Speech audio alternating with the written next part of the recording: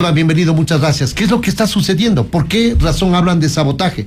¿Tienen elementos ciertos para determinar que esto sucedió? Bienvenido, buenos días. Buenos días, qué gusto estar con usted y con toda la audiencia. Existen varias razones, sin duda, de lo que estamos viviendo ahora. Una, evidentemente, es la climática. Como usted bien dice, Abril Aguas Mil definitivamente no ha sido Abril Aguas Mil, y vemos cosas insólitas como una inundación en el aeropuerto de Dubái, cuando eso no ha pasado jamás en la historia. Entonces, sin duda, esa es la primera causa. Pero lo preocupante, porque uno puede tener problemas con la naturaleza, pero el ser humano se impone a la naturaleza, le ordena a la naturaleza en lo que puede, es sin duda lo que estamos detectando posteriormente y lo que ya se ha denunciado. Un posible sabotaje, una posible paralización de servicio público deliberada, fallas administrativas en no decir esto, no comunicar esto al gabinete, al presidente de la República, inducirle al presidente de la República al error. Y las imágenes que las vemos ahora es realmente de Masar seco, cuarteado, cuando ese es el corazón del sistema energético del país, y esto no debía pasar. Y si iba a pasar, debía tener la suficiente alerta el presidente del gobierno para adelantarse esta situación con una antelación de al menos 1 o 2 meses. Así que este es un tema bastante grave. Doctor, han sido denunciadas las personas, es una investigación reservada, pero lo que día a día va saliendo es terrible. Doctor, pero está circulando un video con testimonios de oriundos de la zona que dicen que hace 15 días se vació Masar. ¿De qué se está hablando? Se vació, porque si es que Masar es la represa que contiene el agua para poder generar la energía en la central Daniel Palacios, en la Paute Molinos, ¿cómo es que se vacía? Es decir, no por el cauce que dirige hacia las turbinas, sino por otro cauce. Se vació intencionalmente. ¿Y quiénes son los responsables? Porque si eso ha pasado, hay que castigar, pues. Eso es lo que sin duda se investiga y lo que se tendrá que llegar a la verdad, porque el testimonio de las personas que están cerca a Masar es una sorpresa, porque ellos con sus botecitos tienen actividades turísticas. Por eso ellos se han dado cuenta. Pero cómo esta información no llegó, no fue reportada, y por eso es que entre los denunciados están no solo las máximas cabezas de energía, sino aquellos directos responsables, porque si eso pasó deliberadamente, uno puede entender que una represa se vaya secando por la falta de lluvias, pero si deliberadamente le bajaron a un nivel que pone en riesgo incluso su operación, porque no nos olvidemos que en estas centrales no es que con un poco de agua funcionan, comienzan ya a dañarse los motores. Entonces, si deliberadamente no solo había un deseo de afectar en electricidad a los ecuatorianos, sino de dañar las instalaciones, estamos hablando realmente de responsabilidades que tendrán que ser sancionadas con la mayor severidad. Y lo que sí nos duele muchísimo es que quizás esto pudo haber estado conectado justamente 5 días antes de una votación de consulta popular, porque suena deliberado, se siente deliberado, y por eso el gobierno ha tomado todos los autos en este tema para avanzar. Ahora, Esteban, se ha acusado también, o se está de cierta manera provocando la investigación al señor Esteban Albornoz, que fue ministro de Electricidad, y que se recuerda que trabajó entre el 2012 y el 2017 con Andrea Arrobo, que fue la ministra de Energía hasta hace pocas horas. Eso no se analizó, ese escenario, porque fue colaboradora del gobierno de Rafael Correa durante la administración de Esteban Albornoz, y luego del ministro Cadena, que fue el que le sucedió a Albornoz durante la administración mencionada. Que entiendo, en esta denuncia también está como asesor del actual alcalde de Cuenca. Pero sí, o sea, sin duda, si existieron errores administrativos y políticos, incluso en el nombramiento de ciertas autoridades, eso hay que asumir, y el gobierno los asume. Es un error político si fue así. Pero lo que pasó ya en el ejercicio del cargo es algo que tiene que ser definitivamente investigado. ¿Quiénes son los que influían en ese ministerio? ¿Quiénes tomaban decisiones quizás desde las sombras? ¿Y quiénes ojalá no hayan sido partícipes deliberadamente de una afectación directa a los ecuatorianos? Porque lo que estamos pagando hoy es justamente eso. Y si había, porque eso es lo que más duele. Habían informes que se ocultaron de la Comisión de Energía, que se decía, esto va a pasar, y lo que está en la denuncia justamente que ustedes deben se nace en marzo, advierte a través de un boletín que entiendo yo llegó a manos de la ministra o de alguien, pero no al presidente, no les llegó al presidente. Es que eso es lo grave y eso encontrarán ustedes en la denuncia. Se oculta deliberadamente, los funcionarios dicen eso no se hace público. Quizás también un error de SENACE de no directamente avisar esto al presidente o a todos quienes estamos SENACE también. Es el Centro Nacional de Control de Energía, que es el que está por respetar los pasos burocráticos dejaron que todo se muera en el Ministerio de Energía, pero si este reporte existía hace un mes, había que decirle la verdad a los ecuatorianos, esto va a pasar, ecuatorianos, nos vamos a preparar, pero no que nos sorprendan 5 días antes de un evento político muy importante y nos toque tomar una decisión durísima a puertas de esto para solucionar. Pero como le digo, existen los informes y eso hay que analizar. ¿Quién deliberadamente ocultaba esto? No permitía que trascienda la información.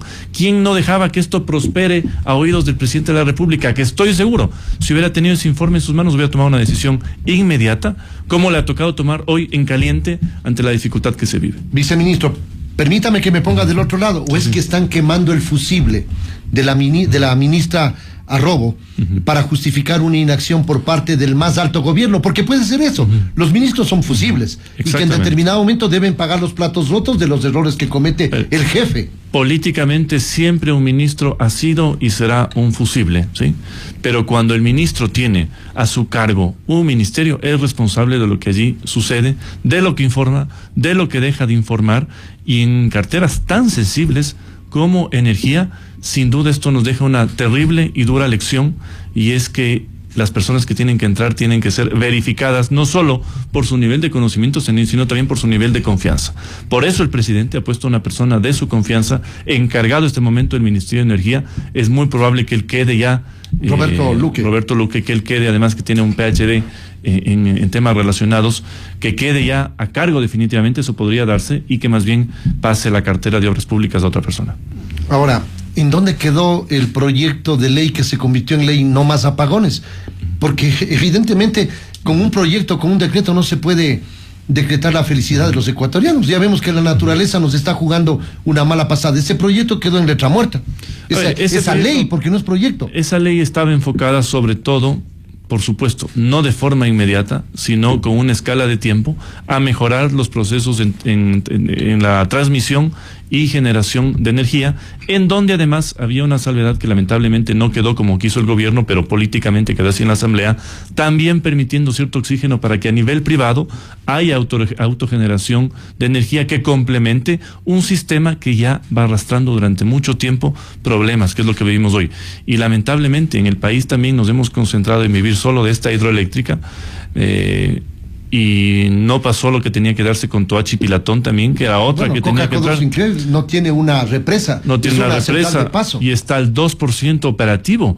Yo no entiendo por qué no existió la alerta cuando estuvo al 10%, al 15%, es decir, ¿por qué no dijeron que esto podía pasar, más allá de lo que se está investigando? Pero, ¿qué es lo importante aquí? Tomar las decisiones que haya que tomar. Decretar en emergencia permite de alguna manera hacer contrataciones que el gobierno anuncia, y el ministro ha dicho va a pasar hasta por barcazas de emergencia para solucionar los megavatios caídos, sabiendo que además es un problema que lo está experimentando la región. No hace falta ir muy lejos para ver lo que está pasando en Colombia, en Venezuela. Creo que incluso el cierre de energía de Colombia a Ecuador también tiene motivaciones lógicas por parte de los colombianos, que tienen que guardarse algo para sobrevivir y no entrar en apagones, pero vamos a salir adelante. Es dificilísimo lo que esto se ha dado, y esperamos que, como digo, se encuentren a los responsables, pero no solo responsables, las medidas necesarias. Y si tenemos, y esto es una buena noticia, un nuevo crédito del Fondo Monetario Internacional, podamos tener los recursos frescos, porque siempre existió el plan para mejorar el tema energético en el Ecuador. El problema siempre fue la plata, y las empresas lo que piden es plata por delante, alrededor de 500 millones, y eso es la magnitud del problema, alrededor de 500 millones de dólares en plata adelante, es lo que de alguna manera permitiría empezar a solventar ya de aquí a los siguientes años el tema energético. Y es una situación realmente dura para el gobierno, por supuesto. O se estaba generando el ambiente, me pongo maledicente, viceministro, para empujar a la privatización que no está permitida en la Constitución, o a la concesión de obras que ya están construidas y que las pagamos y que las estamos pagando. Bueno, que es una lectura que hacen los sindicalistas, sí, ¿no? Pero realmente en el gobierno no ha hablado nadie de privatización de absolutamente nada. Yo no estoy en contra de las privatizaciones bien hechas. No en ciertas privatizaciones que se han hecho en algunos países. La privatización de áreas estratégicas está prohibida en la Constitución. Está prohibida en la Constitución, además.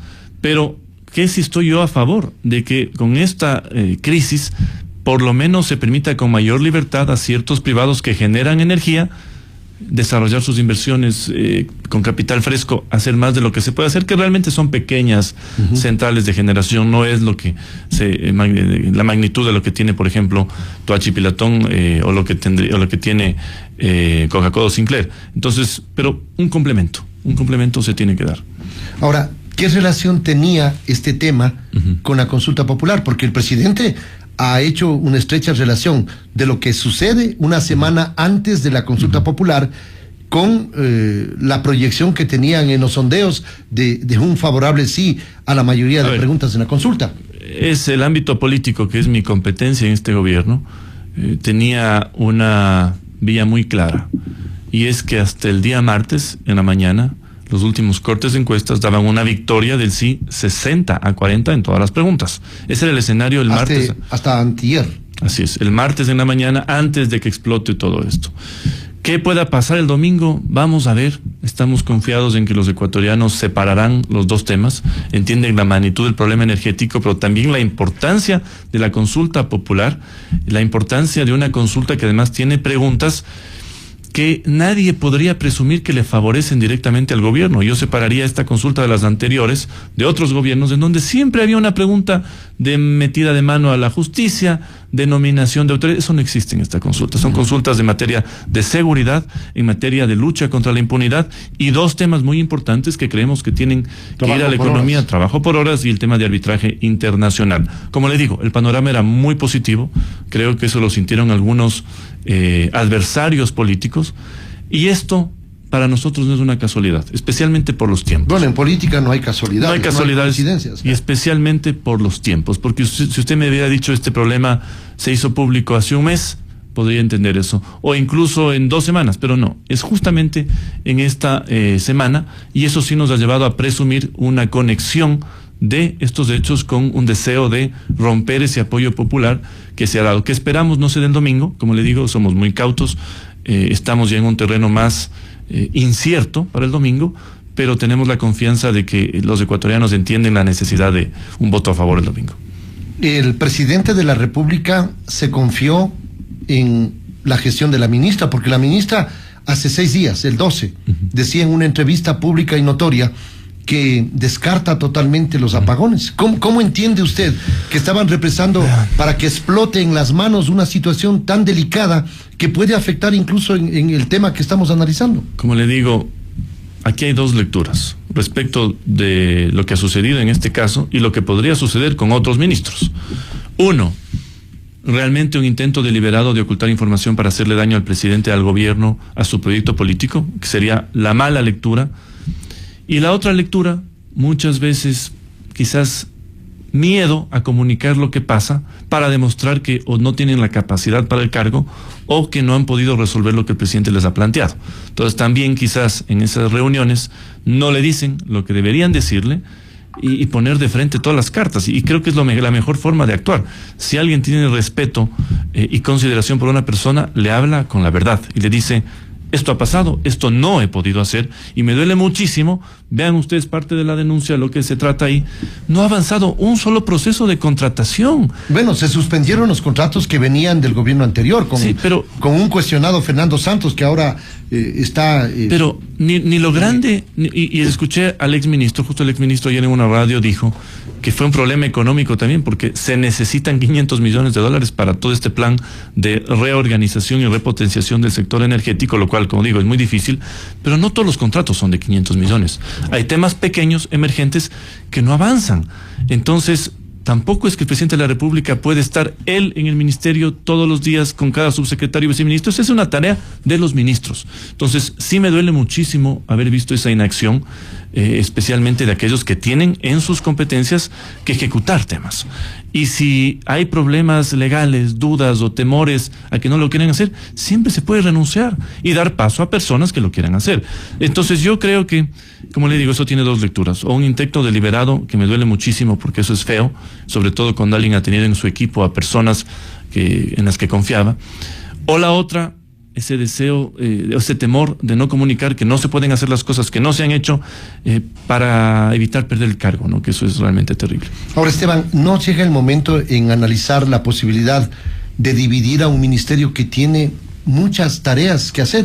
Minas, petróleo, que es complejísimo, y electricidad, que vemos. Total. O sea, con un ministerio que aprieta poco en todas las áreas. ¿No es el momento de pensar nuevamente en una división, al menos de un ministerio de electricidad? Le pregunto esto porque eso están sugiriendo expertos, ingenieros y analistas del tema, ¿no?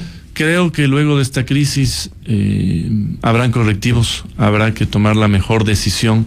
A veces se ha criticado, incluso yo muchas veces hace algunos años criticaba ciertas estructuras burocráticas por creerlas ineficientes, pero nos hemos dado cuenta que en ciertos sectores tan complicados la especialidad es necesaria y la coordinación también de lo que hacen estos ministerios y estos sectores. Pero lo más grave, sobre todo, es lo que se encuentra día a día, que es una corrupción rampante y terrible en los sectores más sensibles donde se maneja dinero, y especialmente aquellos que están en este caso bajo el Ministerio de Energía. Me refiero específicamente a Petroecuador, a CELEC, a todas las empresas públicas en donde hay muchísimo dinero y en donde detectamos realmente mafias enquistadas, demasiadas personas con nombramiento que no pueden ser removidas por el costo de ser removidas y que de alguna manera no reman para, no diría ni siquiera el gobierno de turno, para el país, y más bien reman en contra. Entonces, sí, puede ser que haya que tomar varios cambios drásticos administrativos luego de esta crisis en el tema energético, y por qué no ya empezar a anticiparse en el resto de carteras en donde pueden surgir más problemas. Ahora, los 22 encausados o denunciados son puestos de libre remoción, son funcionarios del nivel jerárquico superior. ¿O también son mandos medios que están allí desde hace mucho tiempo? Hay pocos mandos medios, pero fundamentalmente estamos hablando de altos cargos jerárquicos, incluso viceministros, subsecretarios, que son los que tienen al final una responsabilidad directa sobre el día a día. Y está bien, habrá que investigar si hay más personas abajo, si hay verdaderos grupos que han atentado contra su propio trabajo en el Ministerio de Energía, pero está en investigación.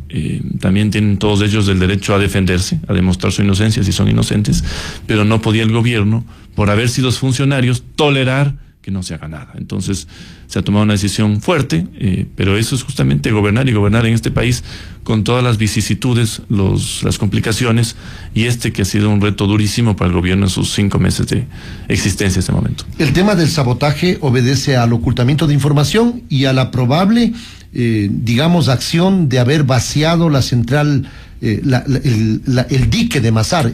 Incluso la denuncia no fue enfocada en el tema de Mazar. De Mazar, eso es nuevo. Va saliendo ya con el testimonio de las personas, y por eso es parte de una investigación a la que estos nuevos elementos deberían agregarse. Fundamentalmente la denuncia va por 2 temas: ocultamiento de información e inactividad total en la contratación emergente de los temas que se tenían que hacer. O sea, son 2: ocultamiento de información, inacción total, y todo aquello que vaya saliendo, ya eso es directamente sabotaje, más allá de paralización del servicio público. Traición a la patria, se ha hablado, ¿no? Y traición a la patria, especialmente porque el decreto 111 del conflicto armado interno ha declarado los sectores estratégicos como de máxima prioridad, es decir, no se puede afectar deliberadamente, jamás se debería afectar, pero peor aún en un conflicto armado interno, porque ¿qué significa que falte energía en ciertas ciudades? El gobierno ha tenido la decisión tan difícil de evitar que al menos esto se dé en la noche, pero sí en el día, por temas de seguridad también. ¿Pero qué significa que en ciertas ciudades no haya luz a las 2 o 3 de la mañana? Un completo caos, que por supuesto afecta, es una cadena que afecta, y que, bueno, estamos resolviendo. Ahora, ¿por qué se imbrica a Esteban Albornoz en el proceso? Le pregunto porque hay unos interrogantes de quienes están siguiendo esta entrevista. ¿Por qué se le imbrica a Esteban Albornoz si él está fuera de estructura gubernamental. Existe una presunción de que podría estar involucrado en todo esto. Sí. Conexión con Andrea Robo. Eso es lo que se presume, por eso es que está en la denuncia, así es.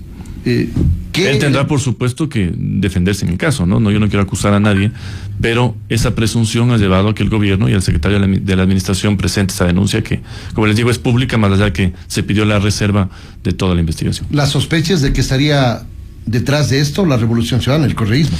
A ver. La sospecha, digo yo. Sospecha. Yo no quisiera caer en el discurso simple de decir que está un partido atrás de algo por afectar la consulta. Pero si se evidencian conexiones, ¿sí? Y no sé si de ellos o de alguien más, de en efecto hacer un daño a pocos días de una decisión política, que les soy honesto, muchos han dicho es para que el gobierno gane puntos, se reafirme. De hecho, es todo lo contrario. Cuando uno está abajo, a veces han propuesto las consultas populares para reafirmarse o subir puntos. El gobierno tranquilamente pudo no haber hecho la consulta popular, ¿sí? Dejar que solo sea un referéndum ratificatorio del tema de las Fuerzas Armadas. Una sola pregunta teníamos que ir, o sea, no había posibilidad de eludir la consulta. El artículo 158 reformado. De hecho, el gobierno, y yo en ciertos momentos dije, ¿para qué consulta? ¿Para qué nos metemos en la consulta si está el presidente muy bien, el gobierno muy bien? Podría ser esto un riesgo. Pero justamente, si hemos este llamado conjunto a los ecuatorianos con la decisión que tomó la Asamblea, es para aprovechar el mismo momento y preguntar temas que creemos que son de trascendencia. Entonces, no es como se dice el gobierno tenía en esto una victoria política, siempre fue más bien un riesgo. Lo mejor hubiera sido no hacer nada, pero tampoco uno puede hacer nada cuando es gobernante y cuando tiene la oportunidad de usar un mismo momento electoral para temas de trascendencia. Porque no es que se ha preguntado aquí, cuidado, cambio de método de partidos, favorecer al uno y al otro, mano a la justicia, nada de eso está. Es una pregunta, una consulta técnica que creo que va a ser útil si tiene la victoria el domingo, y por eso sí tenemos algo de confianza en que los ecuatorianos van a separar esta lamentable crisis que vivimos todos y la consulta popular el domingo. Le pregunto finalmente, se les está acusando al gobierno de compra de conciencias. Se desmembraron 3 de la bancada y se dice que vienen otros más de la Revolución Ciudadana. Javier Jurado de Guayas, Milton Aguas de Galápagos y Henry Bosques de la provincia de Bolívar. Y del lado del Partido Social Cristiano, sus ex aliados, se habla de que el señor Guido Vargas, que fue elegido en coalición, también se ha pasado al lado del gobierno. ¿Están ya integrados al bloque legislativo de ADN? A ver, aquí no ha existido en absoluto compra de conciencias. ¿Qué es lo que sí pasa en ciertos partidos? Y nosotros somos respetuosos ya de lo que internamente pasa en ciertos partidos. Sí ha habido una cierta incomodidad de algunos legisladores por temas que involucran a sus partidos y que de alguna manera les impiden hacer una acción política alejada de los escándalos. Eso sí le cuento. Eso ha motivado, de lo que yo he podido conversar, el alejamiento de algunas personas. No significa necesariamente eso que significa una adherencia al proyecto de gobierno. Las puertas están abiertas, pero también somos cuidadosos porque no quisiéramos que por alguna adherencia lógica, por apoyar un nuevo proyecto político, haya un resentimiento o justamente alguna idea de otros partidos de que se está queriendo robar asambleístas. En absoluto. Pero sí no se ha transado cargos públicos, como se está mencionando, incluso para poder atraerlos en absoluto, para que apoyen proyectos. En absoluto, así como tampoco se ha dado ningún tráfico de cargos públicos para la aprobación de las 5 leyes en la Asamblea, porque tendríamos que presumir entonces que los 100 votos, 110 votos eran todos por cargos, y no es así. Se hace política dentro de lo que se puede hacer política, con los límites ciertos, pero también vemos con pinzas quienes quieran venir de otros partidos, porque no todos son bienvenidos, dice usted. Por supuesto, hay un derecho, digamos, una reserva en la entrada, pero somos muy cuidadosos. Lo que sí le puedo decir es que hay un cambio político en el país y hay se siente una demolición de viejas estructuras políticas y el surgimiento de algo nuevo. Evidentemente, en el proyecto del gobierno se defiende el surgimiento del proyecto político del gobierno como algo nuevo. ADN, pero vamos a ver ya qué pasa en el tiempo. En todo caso, a veces es difícil estar en bancadas, le cuento, y entiendo que... Bueno, usted fue vocero y jefe de bancada. Así es. Pero le digo, a veces es difícil estar en bancadas, y cuando las bancadas son muy grandes, como en el caso de una bancada, en la asamblea siempre hay este tipo de resentimientos internos, porque entiendo, por ejemplo, un legislador de los que sale había pedido la dirección de su partido en la provincia, que me parece algo lógico, político, y no se la dieron, y se fue por eso. Entonces, vamos a ver cómo avanzan las cosas. Esteban, muchas gracias por esta Gracias a usted. Siempre bienvenido.